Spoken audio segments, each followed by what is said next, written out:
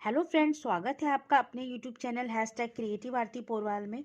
दोस्तों, मैं हूँ आरती और आज हम ऐसे स्टेट की बात करेंगे जिसने अपना रिवाइज्ड मॉप अप राउंड की काउंसलिंग का शेड्यूल निकाला है। तो दोस्तों, इसको जानने से पहले अगर आप मेरे चैनल पर नए हैं, अभी तक आपने मेरे चैनल को सब्सक्राइब नहीं किया है तो सब्सक्राइब कर लीजिए और उसके आगे जो बेल आइकन का बटन है उसे भी प्रेस कर दीजिए ताकि सारी लेटेस्ट इन्फॉर्मेशन आपको मिलती रहे। और अगर आपको ये वीडियो अच्छा लगे तो इसको लाइक और शेयर करिएगा। चलिए दोस्तों, आज बात करेंगे हम राजस्थान की। राजस्थान ने अपनी ऑफिशियल वेबसाइट पर एक नोटिफिकेशन निकाला है, पूरा शेड्यूल निकाला है। Revise notification mop up round and residual seats allotment offline NEET UG medical dental counselling 2020 MBBS BDS state of Rajasthan. आपको बता दूं, इस tentative schedule of allotment process में ये ऑफलाइन मोड पर होगा और मॉप अप राउंड का जो एप्लीकेशन फॉर्म है 26 दिसंबर से 28 दिसंबर तक स्टार्ट हो गया था। आपको जो फिल करना है ये form online application form and deposition of required application फी। ठीक है दोस्तों, जो टेंटेटिव शेड्यूल है वो ऑफलाइन है, लेकिन जो एप्लीकेशन फॉर्म आप स्टार्ट डेट ऑफ फिलिंग है ये ऑनलाइन भरा जाएगा। और एप्लीकेशन फी जो है, candidate who completed application form for round 1 round 2 need not apply again for mop up round.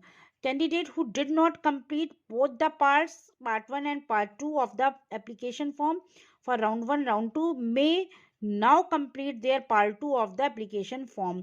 दोस्तों, ये अगर आप पार्ट 1 पार्ट 2 में अपना एप्लीकेशन फॉर्म पूरा फिल कर चुके हैं तो उन्हें ज़रूरत नहीं है, और जिन्होंने नहीं किया था वो मॉप अप राउंड में आप कंप्लीट करेंगे। Application form filling is mandatory for allotments. A candidate who does not fill application form will not be eligible for allotment. Both the parts, part 1 and part 2 of the application form must be filled, be completed। आपको part 1 part 2 दोनों form आपको complete करने हैं mop up round में। अगर आप नहीं complete करते हैं तो आप इसके लिए एलिजिबल नहीं होंगे। इसके बाद last date for depositing the application fee at the website ये 28 दिसंबर है, शाम को 4 बजे तक। इसके बाद last date for submitting the online application form at the website 28 दिसंबर 11:15 तक रात के। Publishing of provisional merit list 1 जनवरी को 5 बजे आपकी जो प्रोविजनल मेरिट लिस्ट है मॉप अप राउंड की आ जाएगी।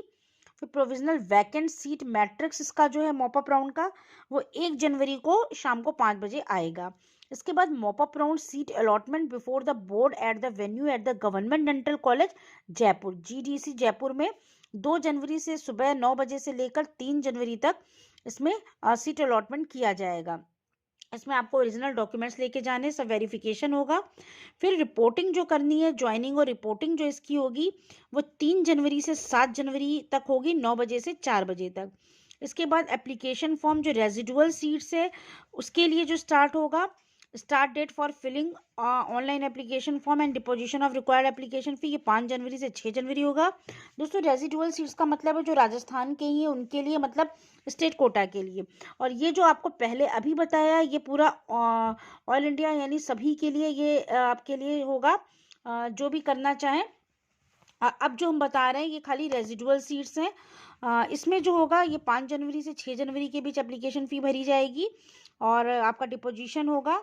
इसमें भी वही प्रोसेस है, अगर आपने पार्ट 1 और पार्ट 2 नहीं भरा था तो मॉप अप राउंड में ज़रूरी है भरना, नहीं तो आप एलिजिबल नहीं होंगे। फिर last date for depositing the application fee at the website 6 जनवरी 4 बजे। Last date for submitting the online application form at the website 6 जनवरी 11:15 तक। फिर publishing of provisional vacant seat matrix 8 जनवरी को होगा। इसके बाद आपको दोस्तों बता दूं, पब्लिशिंग ऑफ जो प्रोविजनल मेरिट लिस्ट है वो 8 जनवरी को 5 बजे।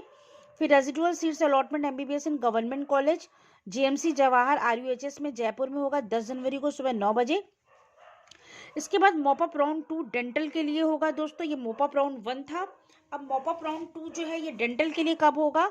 इसमें रेजिडुअल सीट्स रिपोर्टिंग कम ज्वाइनिंग बाय कैंडिडेट ये 12 जनवरी को शाम को 4 बजे होगा।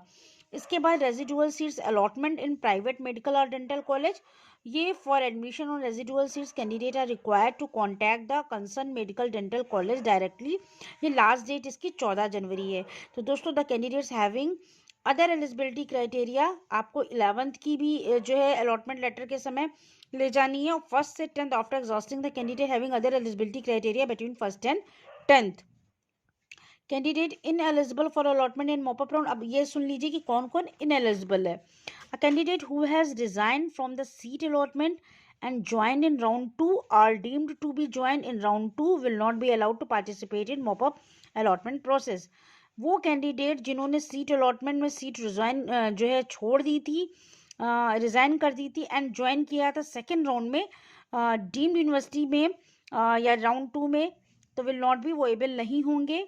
इसके बाद even after fulfilling bond formalities at concentrated allotted college also such a candidate shall not be eligible। और जिन्होंने बॉन्ड फॉर्मेलिटीज पूरी कर ली थी सीट अलॉटमेंट के बाद, ऐसे कैंडिडेट भी एलिजिबल नहीं होंगे। A candidate who has surrendered his seat upgradation in round 2, अगर जिन्होंने अपग्रेडेशन के लिए भरा था राउंड 2 में और अपनी सीट को सरेंडर कर दिया था, वो भी अलाउ नहीं करे जाएंगे पार्टिसिपेट करने के लिए मॉपअप राउंड में। Also such a candidate shall not be eligible to participate in subsequent rounds, mop up round में भी और इसके बाद जो एक्स्ट्रा वैकेंसी राउंड है मॉपअप राउंड 2 जिसको कह रहे हैं, उसमें भी ये पार्टिसिपेट नहीं कर सकते हैं जिन्होंने अपनी सीट अपग्रेडेशन के लिए छोड़ी थी और राउंड 2 में, और फिर भी उन्होंने अपग्रेड होने के बाद भी सीट को नहीं लिया था। ठीक है दोस्तों, तो ये पूरी इसकी एलिजिबिलिटी भी दी हुई है और पूरा प्रोसेस, पूरा शेड्यूल राजस्थान ने निकाल दिया है। रिवाइज शेड्यूल है ये mop up round 1, round 2, BDS MBBS दोनों के लिए। तो दोस्तों ये पूरा फुल वीडियो हो गया जो आप इतने दिनों से मुझसे क्वेश्चन कर रहे थे कि मैम राजस्थान के mop up round all India quota, state quota पे जो होना है उसको निकाल दीजिए। तो अगर आपको ये वीडियो अच्छा लगा हो तो प्लीज़ इसको लाइक और शेयर करिएगा और मेरे चैनल को सब्सक्राइब करिएगा। अगले लेटेस्ट न्यूज़ के साथ मैं आपके सामने फिर आऊँगी। Thank you.